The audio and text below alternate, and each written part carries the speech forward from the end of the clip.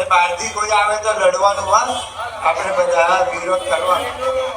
માંજલપુરના ધારાસભ્ય યોગેશ પટેલનું નિવેદન ચર્ચામાં આવ્યું. ચૂંટણી કાર્યાલયના ઉદ્ઘાટન સમયે યોગેશ પટેલે વિવાદાસ્પદ જે નિવેદન આપ્યું તે નિવેદન ચર્ચામાં આવ્યું છે.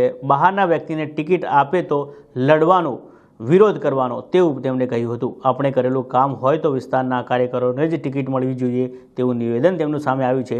બીજું નિવેદન એ પણ કર્યું કે જો કોઈ કાર્યકરને ટિકિટ ન મળે તો મારી જોડે અબોલા ન કરશો.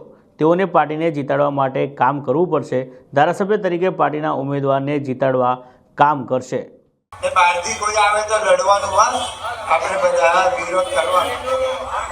આજે જો ભાઈ મહેનત આપણે કરી છે, આપણે બધે ફર્યા છે, આપણે મોટરો બસ ભરી છે, આપણે બધું જે પાર્ટીએ જે કીધું છે આપણે કર્યું, તો આપણાને ચાન્સ મળવો જોઈએ. એટલે પાંચ લગી મહેનત કરીશ. કારણ કે મને લોકોએ વોટ આપ્યો છે, લોકો થકી હું છું, અને લોકોના પ્રશ્નો હોય એ ઉકેલવાની ધારાસભ્યની જવાબદારી. એટલે પાર્ટી જેને ટિકિટ આપે એમાં પછી મારો રોલ શું હશે એને જીતાડો, બરાબર ને? એટલે મહેરબાની કરીને કોઈ અબોલા ના કરતા મારી જોડે, પાર્ટી નક્કી કરવાની.